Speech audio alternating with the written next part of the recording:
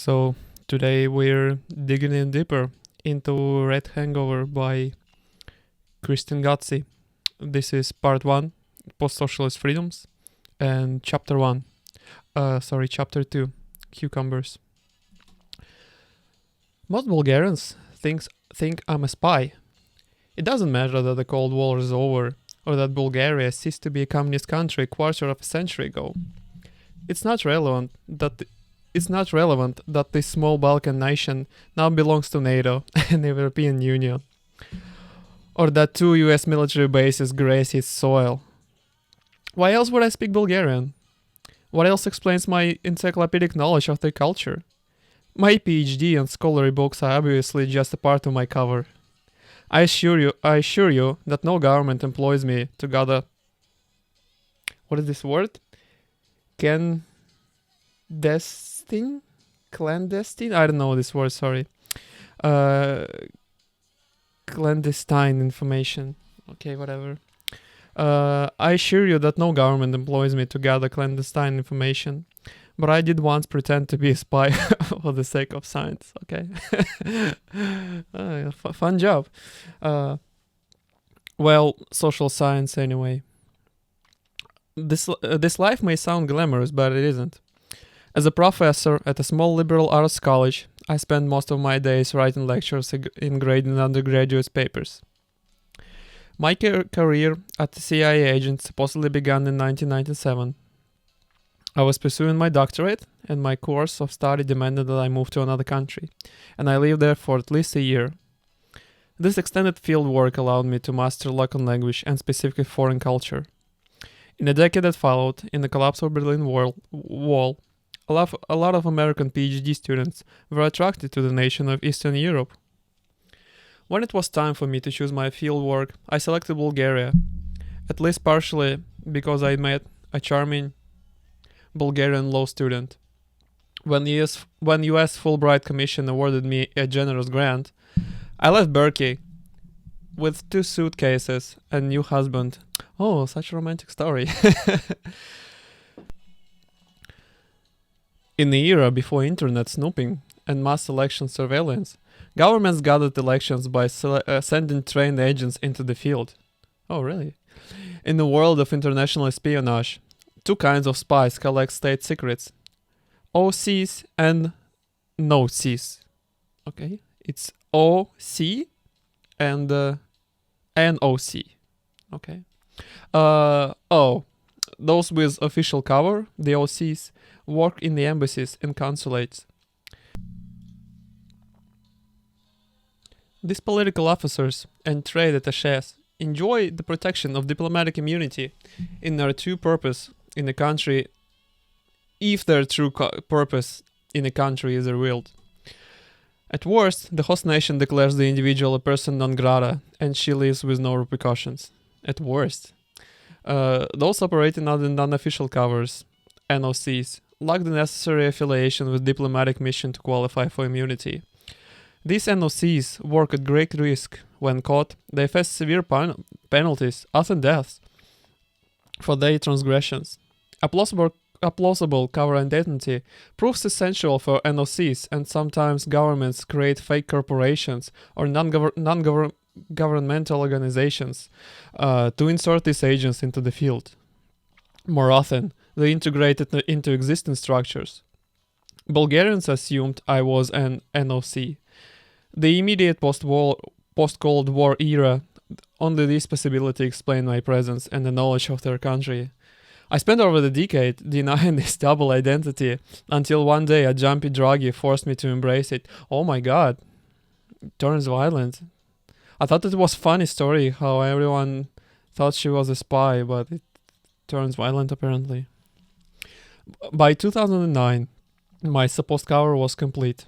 A professor at a rural New England college that nobody in Eastern Europe has ever heard of. That summer, I lived in a 1-bedroom apartment in Sofia neighborhood east of the city center. During the communist era, diplomatic residence and foreign embassies populated this part of town, and it enjoyed better infrastructure and amenities than other parts of the capital. Before 1989, the government kept parks and streets near my flat well manicured and clean. With the advent of democracy, however, weeds grew unchecked and garbage bin overflowed. Mean packs of stray dogs colonized the parks. Beer drinking and drug injecting teenagers rivaled their feralness.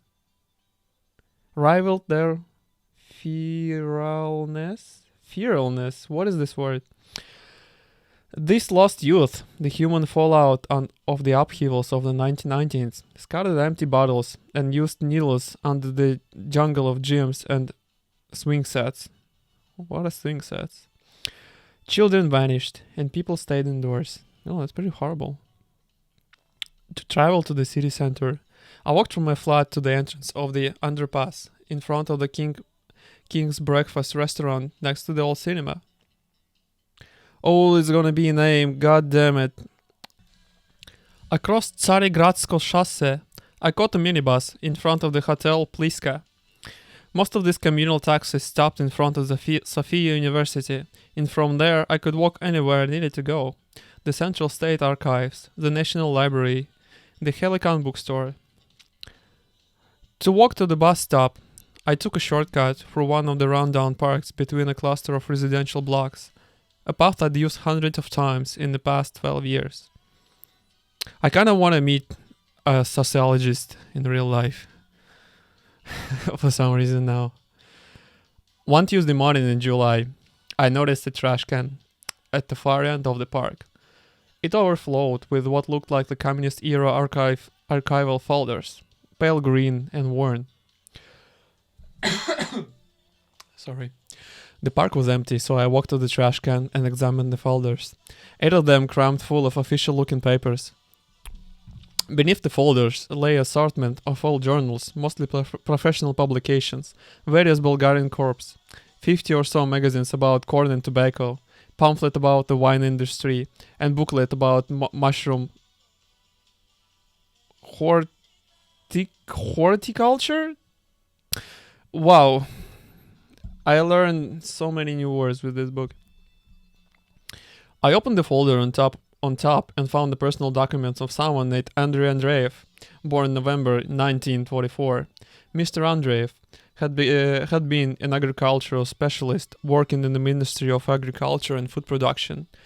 I did a quick calculation. Mr. Andrew would be about 85-year-old now, meaning he lived most of his life before 1989. Maybe these documents were important, I thought. I knew that personal archives like these could be invaluable to historians. Maybe they would be useful for my research on everyday life after communism. I thrilled at my luck. What a luck, huh? I pulled the folders from the bin and made a stack on the ground. If I piled the journals on top of the folders, I could hold them all home in one trip. I unearthed the pamphlets and arranged them by size, creating a neat pyramid. A young man appeared. Hey, Oni, what have you found? How do I do the Bulgarian accent of the guy who's about to mug a professor? Hey, Oni, what have you found? Oni was a colloquial Bulgarian way of addressing an unknown woman older than oneself.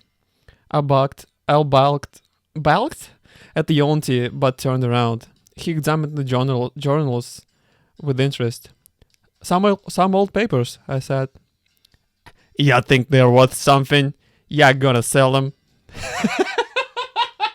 Oh my god. I used my most auntie sounding voice. No, I'm gonna bring them to the archives. You're not Bulgarian, he said. Where are you from? You gonna sell them? You should have given them to me.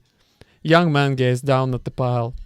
Since economic changes in 1989, many Bulgarians had been treasure hunting in the trash. All the manner of detritus could be found here. What is detritus? People died and apartments got cleaned out every day. Since Bulgaria had nothing like Goodwill or Salvation Army, everything went into the dumpsters. Unwanted clothes, books, housewares, and personal papers. At a nightly market just down from the Central Sofia synagogue, one could sell a salvaged loot. At first, the rubbish scavengers were mostly members of Bulgaria's impoverished Roma minority. But after years of economic decline Pensioners and unemployed youth joined their ranks. Pensioners used the money for the medicine, young people for the drugs. I squinted at the young man. No, they're not worth any money. They're just for historical studies. He snatched a journal off top of my pile, a bulletin of mycology from 1979. He turned it over in his hands. Someone might buy this, he said. Maybe foreigners. Why am I doing this voice? The young man jittered. His right leg shook. He was thin, as his brown hair hung long and greasy. I wondered if he was going to attack me over some dusty papers from the trash. If he thought they were worth something, he might. I looked around the park. Just two of us. My heart sped up. I wasn't sure what to do. My eyes seized up the young man, 19 or 20, hungover, or stung out, or whatever it is you call when you've been up really late on drugs in the night before, and you're unemployed, and probably still living in the home of your disapproving parents. I thought about the Bulgarian word for drug addict, narcoman. It meant narcomaniac in English. Then I got an idea. A wave of adrenaline washed over my better judgment. I pushed my dark sunglasses up the bridge of my nose and lowered my voice. Step aside, sir, I said Step aside, sir, I said, inflecting my Bulgarian with a heavy American accent. This isn't what you think. I wore my long hair down, so I touched my ear and looked out the tops of the surrounding building. Official business, I said, in whispered Bulgarian. Official business. The young man widened his eyes, glancing at the top of the buildings behind him. He looked back at me, then down at the pile of old files stacked on the ground. I let my eyes look from the left to right, and then back to the top of the building across from me. Classified. Do not interfere. The young man froze. I knew that many Bulgarians were paranoid about the CIA and believed that many Americans who spoke Bulgarian was either a Mormon or a spy. What the fuck? The narcoman stared at me. I kept my face straight as possible, hoping he would leave. Of course, now he might consider the documents more valuable, giving him a greater incentive to pummel me. My heart beat faster. The young man turned and looked up to the top of the building behind him. Almost as if on cue, a figure wandered onto the balcony of one of the apartments on the highest floor. A man lit a cigarette and surveyed the park below. I touched my ear and nodded at him. Okay. Oh my god, what is this situation? I don't know whether I should laugh or not. I hope she's okay. The narcoman looked back at me and followed my gaze. The smoking matter appeared to be watching us. I kept my finger pressed behind my ear and nodded my head again. I wanted these folders for myself. I found them first. What is this contrast between a self-immolation story and this? What is this contrast? Alright. Nothing happened. The young man stood, silent, looked back and forth between me and the smoking man on the balcony. For a moment, I felt sure he would call my bluff when he exhaled and placed the journal back on my pile. Извинявайте.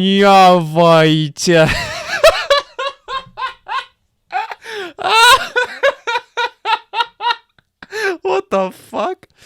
Извинявай. Yeah, that's what he said. Извинявайте. I guess that's how you say it in Bulgarian. Yeah, Bulgarian is a peculiar language.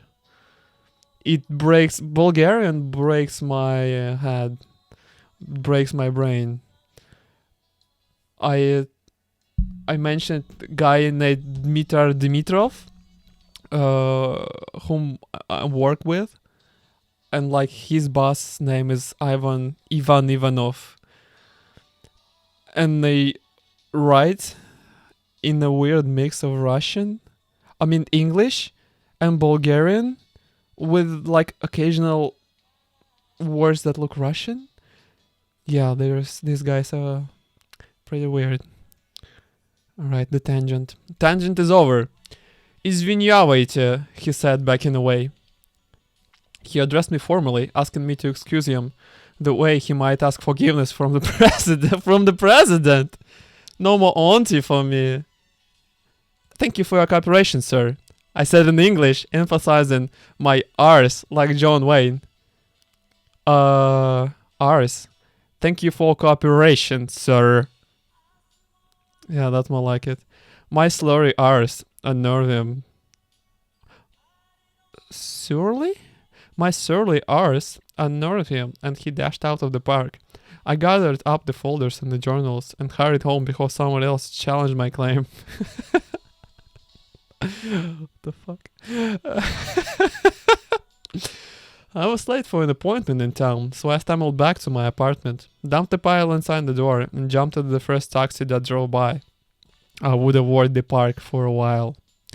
Several hours later, I returned to my apartment and prepared a large bowl of cold soup made with yogurt, cucumber, dill, walnuts, and salt. Tarator is a perfect summer dish. Oh, it's a... What's it called? Solyank? No. What's it called? I forgot. Oh, whatever. It's a perfect... Tarator is a perfect summer dish. The crispiness of the cucumber complements the creamy coolness of the yogurt. It doesn't sound tasty. On hot days, I could add a few ice cubes and eat the soup with hunks of fresh pheasant bread, washing it all down with a crisp Bulgarian white wine mixed with sparkling water. What is your diet, woman? What is your diet, Professor, Miss, Auntie? Like, who eats yogurt with cucumbers and wine? What?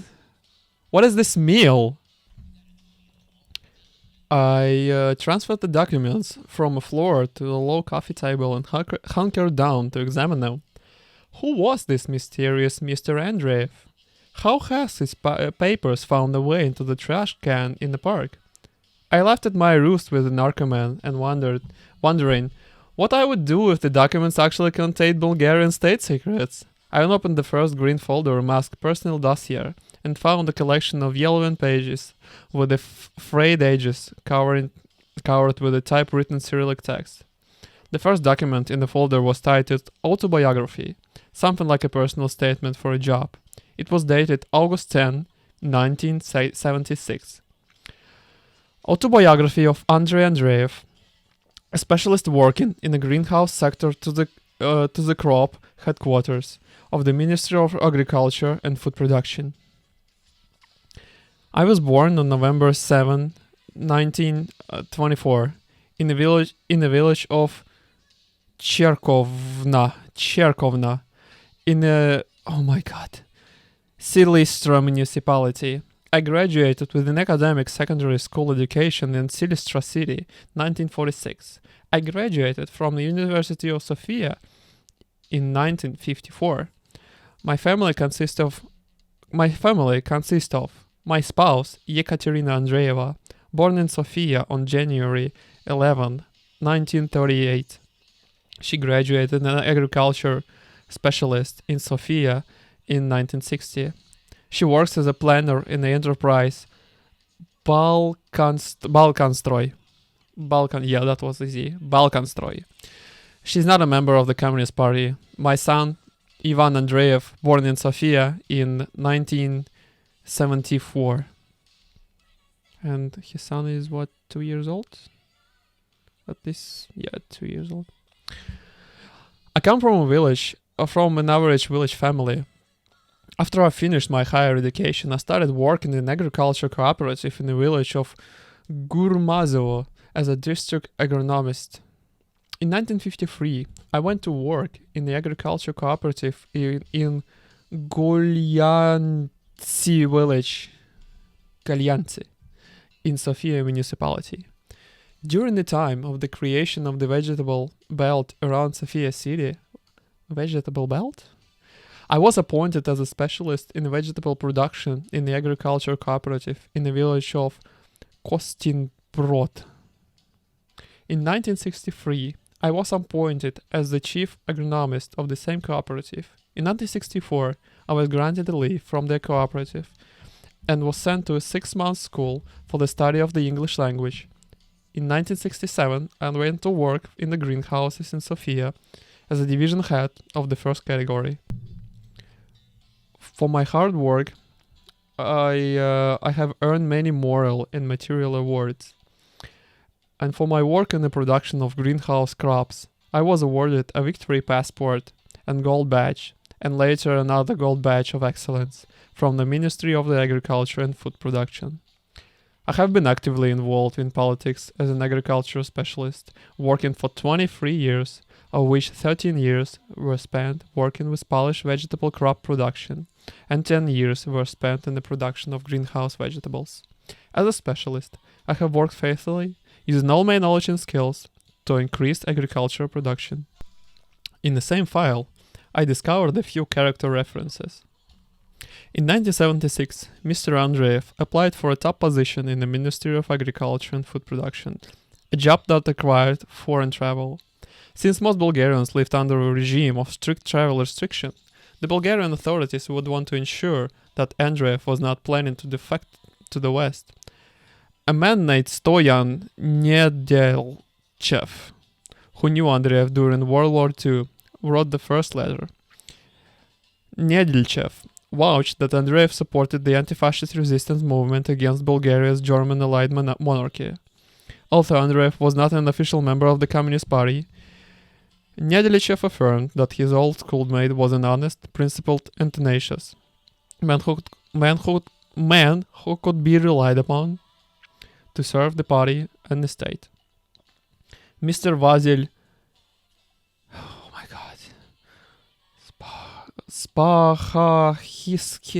Vasil Spahahisky, who worked with Andreev in the massive complex of greenhouses outside Sofia, wrote a second letter of reference. Spasahisky attested that Andreev was an excellent specialist, responsible for the successful importation of patented Dutch cucumber seeds, and exceptionally diligent worker. Under communism, Bulgaria was a planned economy, meaning that the state-owned and operated vast majority of agricultural sector.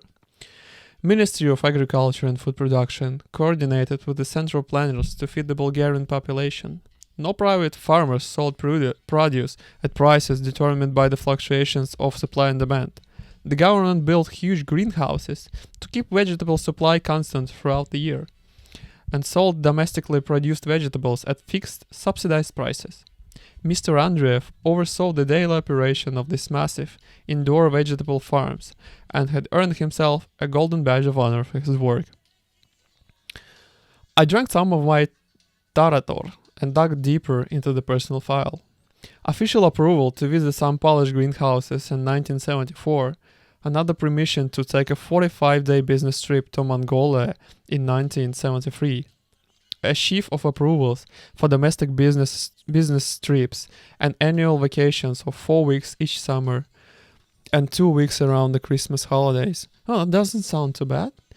The deed for an apartment bought in 1974, around the time his son was born. A thick stack of memos, Andreev's own notes on how to successfully grow Dutch cucumbers in Bulgarian greenhouses. He specialized in cucumbers. As I sat there on my sofa, reading the files between spoons full of cold yogurt soup, I felt like a were. What? I had sometimes stumbled upon personal documents like this in the archives, but they were always scattered across multiple files, sprinkled throughout the boxes by archivists, trying to maintain some kind of thematic consistency. Mr. Andreev had been the archivist of his own life, carefully curating his career milestones. Now he was probably dead. As I sat back and looked at my apartment, my ex-husband's place, he always lent it to me and stayed with our daughter at his parents' apartment while I did my research. My ex and I maintained a friendly relationships, but he too thought I was a spy. "You're working for the CIA.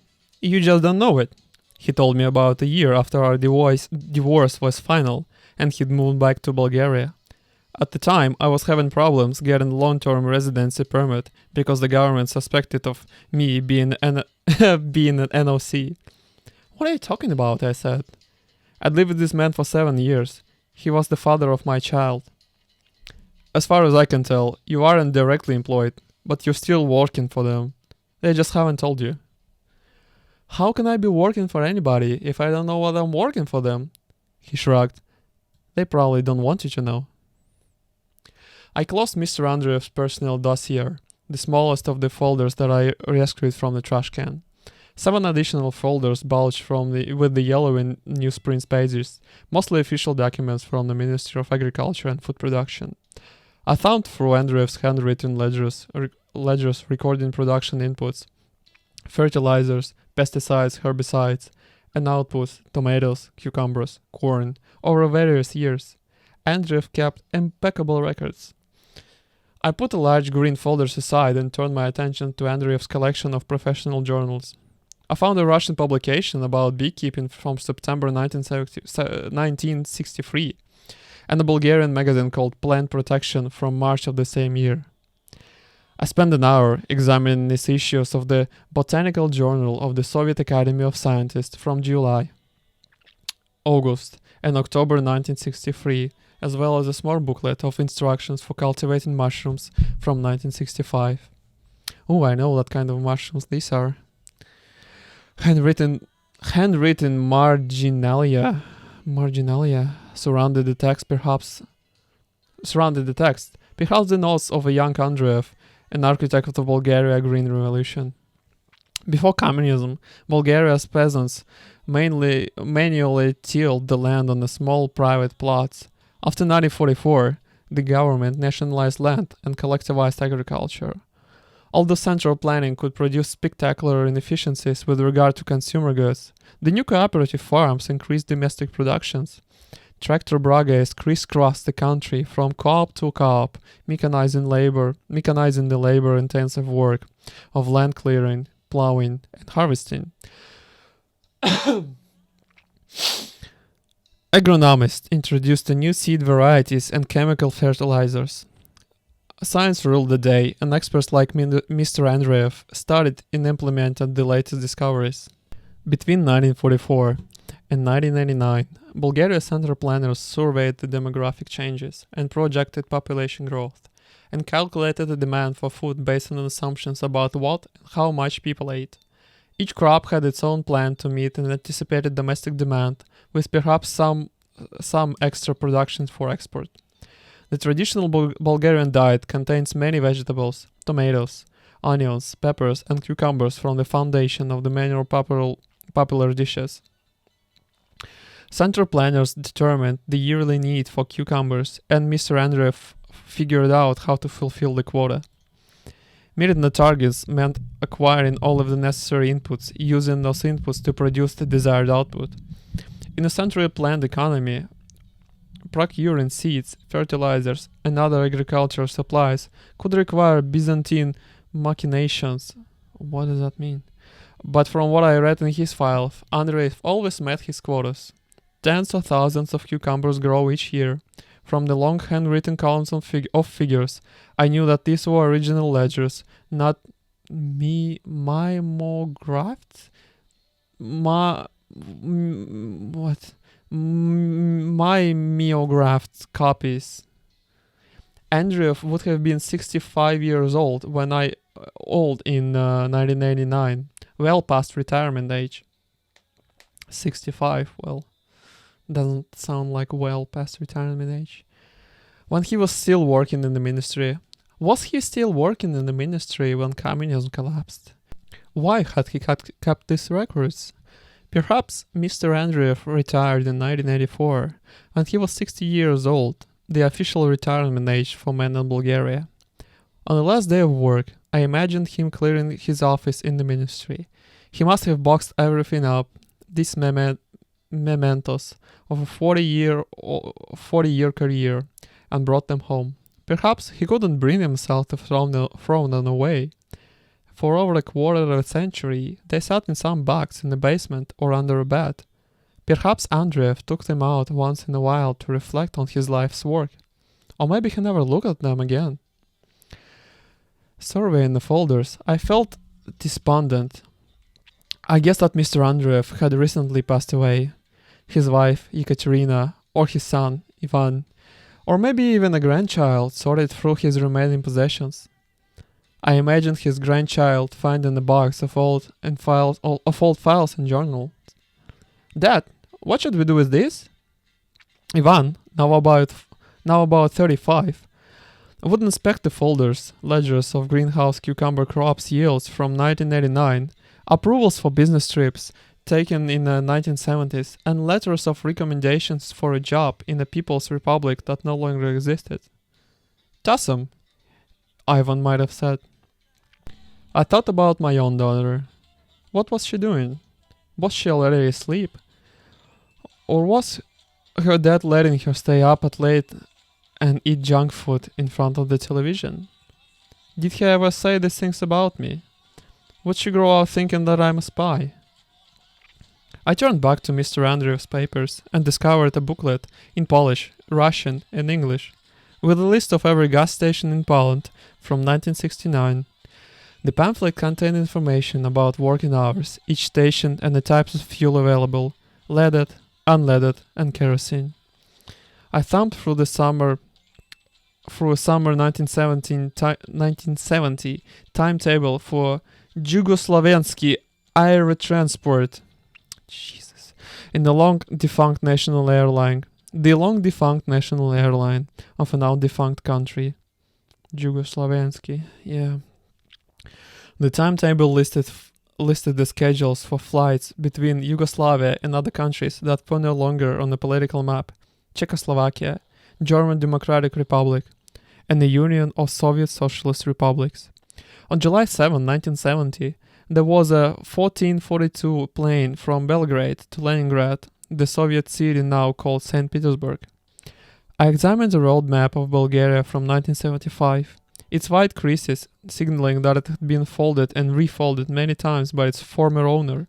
Mr. Andreev had perhaps used these maps for the business trips he took around Bulgaria, visiting cooperative farms and greenhouses full of peppers and onions, tomatoes and cucumbers.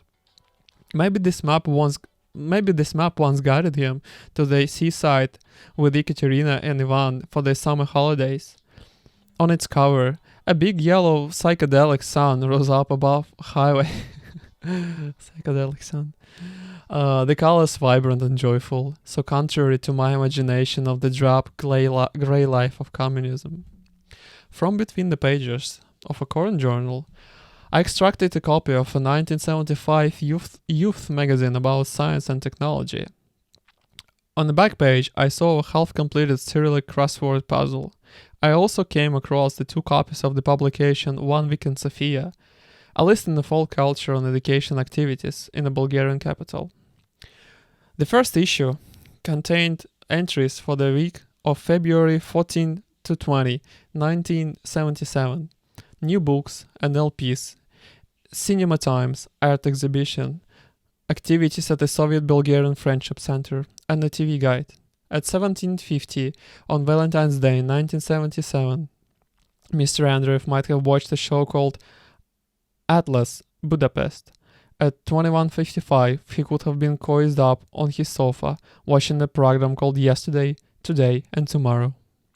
His arm dropped around Ekaterina's shoulder after little Ivan had gone to bed. On a Saturday, February 19, 1977, he had the chance to view the 4th episode of an animated serial, The Count of Monte Cristo, broadcast at 16:40. The second issue of One Week in Sofia covered the period from February 28th to March 6, 1977. This week included March 1, a popular folk holiday when Bulgarians exchanged talismans made of red and white string to celebrate the impending arrival of the spring, and March 3. Third, a national holiday marking Bulgaria's independence from Ottoman Empire in 1878. Officials in the Bulgarian Ministry of Culture filled this week with events. Plays, concerts, museums, exhibitions, and parade. What did I say? They filled it with ice. To my surprise, the TV schedule for March 3rd, was similar to that of the other weekdays. There was a children's program at 9:35, an exercise program at 10:30. The news came on at 17:30, and a National Good Night Children song was broadcast as usual at 19:50. Andreev's son would have been free in 1977. And like the most Bulgarian children, he probably listened to that song each evening before bedtime. I am Sancho, coming from the woods to say good night, children. Many stars are shining outside. It's time to sleep. It's time to sleep. I wondered what Mr. Andreev had done with his paid holiday on March 3rd, 1977. Did he stay at home and spend the day with his family? Did he take Ivan to the children's theater? Or did he drive a little Ivan to see cucumbers growing in those big greenhouses around Sofia? Did Andreev tell his son about that year's cucumber crop and suggest that little Ivan could also grow up to be an agronomist if he studied hard and did well in school? I put the booklet down and surveyed the folders and journals spread out on the table and floor around me. Mr. Andreev, a man born in 1924, spent his life trying to improve the agricultural productivity of Bulgaria. He labored every day at the job he enjoyed, had a family, and maybe went to concerts and galleries on the weekends. He traveled on business trips abroad and took holidays at the seaside. I closed my eyes and pictured Andreev receiving his golden badge of excellence. I wonder how many Bulgarians knew that their tataror soup and shopska salads were populated with cucumbers grown in the greenhouses from seeds imported from capitalist Holland by Mr. Andreev. For 30 years, he kept Bulgarians in cucumbers, but not a single vegetable ever bore his name. Those millions of unattributed cucumbers forced me to consider my own life. The days and the weeks and months and years seemed to be slipping by. I worked hard, running from here to there, trying to do research and write and teach and grade and be a good mother to my daughter and a good mentor to my students. There were conferences and congress and seminars and research trips abroad. There were books, articles, book reviews, manuscript reviews, reports, syllabi, grant applications, and letters of recommendations to write. I could keep on top of most of it, but sometimes I felt beaten down. I turned out words like Andreev's once produced cucumbers. I considered Mr. Andreev's files. Nothing from after 1999. What happened to him after communism collapsed? Has he lost his life savings, like so many other Bulgarians of his generation, when the whole banking system imploded in 1966? How had he survived the hyperinflation that destroyed the value of a pension? After working and paying into the system for 40 years, did he have to accept money from Ivan to afford the basic necessities? The new Bulgarian government privatized the old state greenhouses to foreign investors who shut them down and then sold valuable land beneath them. What did Mr. Andreev think when the New Democrats broke up the collective farms and sold their tractors for scrap metal? After years of being self-sufficient in food production, Bulgaria now imported shrink-wrapped cucumbers from Turkey and Israel. I wish I could speak to Mr. Andreev. I had so many questions. In all the time I worked with official documents in the Central State Archives, I never seen a half-completed crossword puzzle. Hours had passed since I delved into his files. I stared at the crossword puzzle, counting the lines he had drawn for the clues. Maybe I could write a book about Mr. Andreev. Maybe I could really save him from the trash can. But I knew I'd deceived that teenager for nothing. Even in the most verified ivory towers, the stories of people like Andreev granted scant attention. What meaning could I salvage from these discarded remnants of the communist-era agronomists whose greatest accomplishment was the successful importation of Dutch cucumber seeds? I stood up and walked to the refrigerator, refilling my bowl with more Tarator. I faced a dilemma. What should I do with all the papers now? I thought I might bring these files into Central State Archives, but I realized that no archivist would be interested in the personal documents of some random specialist in the Ministry of Agriculture and Food Production. Or worse somehow, they would keep the official ledgers and crop reports and toss the rest. The roadmap, the letter of recommendation, the autobiography of Mr. Andreev's life, co-signed with the dustbin of the history once again. I couldn't bring myself to throw them away. At the end of the summer, I packed them in my suitcase and relocated files to Brunswick, Maine. Together with my photocopies from the archives, I transferred the papers from my suitcase to a corner of my office, where they sat untouched for the entire fall semester. Sometime in December, I gathered Mr. Andreev's files and journals and crammed them into the milk crates, shoving them on a high shelf above my file cabinets. They sat undisturbed for years. In 2014, my non-official cover got a new boost. Cover? Oh, the college promoted me to the full professor and granted me a 2-year research leave to work on a 5th book. A replacement professor would be moving into my office, and she needed storage space. I had 4 tall filing cabinets, each 4 drawers high and each 4 feet deep. They were stuffed with paper, field notes, scholarly articles, newspapers, clippings, teaching evaluations, old phone bills, official correspondence, and other flotsam dating back to my time in graduate school in California. A stolen menu from the Spats bar where I used to meet the Bulgarian law student, movie ticket stubs, tax returns from when I lived below the official poverty line. I opened the first drawer and looked inside. I had labeled some folders, most possessed blank tabs. I had thousands of pages of paper. Someday I will retire. One day, on the day I give up my office, I'll have to decide what to do with all this paper. Back in 1984, Mr. Andreev faced a similar decision. If I couldn't bring myself to throw his papers away, I knew I would keep my own. These files would be transferred to boxes and taken home, stored down in the basement or up in the attic to gather dust for the duration of my waning years. When I die, my daughter will probably have to deal with these boxes. But because I'm a published author and an academic, some library might want them, right? An American Anthropological Association's Code of Ethics demand that all ethnographies keep their field notes. This is what we all imagine. The future generations of scholars might deem our papers worthy of preservation. Someday, a graduate student might use my old field notes and journals as a raw data for her dissertation. This aspiring PhD student will work her way through my files. Between some old teachings, evaluations, and notes for unwritten fellowship proposals, she will discover folders from Mr. Andreev, a collection of communist-era documents from an official Bulgarian ministry. Maybe this will be the evidence she needs to prove that I really was a CIA and OC. Why else would I have these personal files from 1970 Bulgaria? They weren't just crop reports, they were encrypted military secrets, perhaps coordinates for a clandestine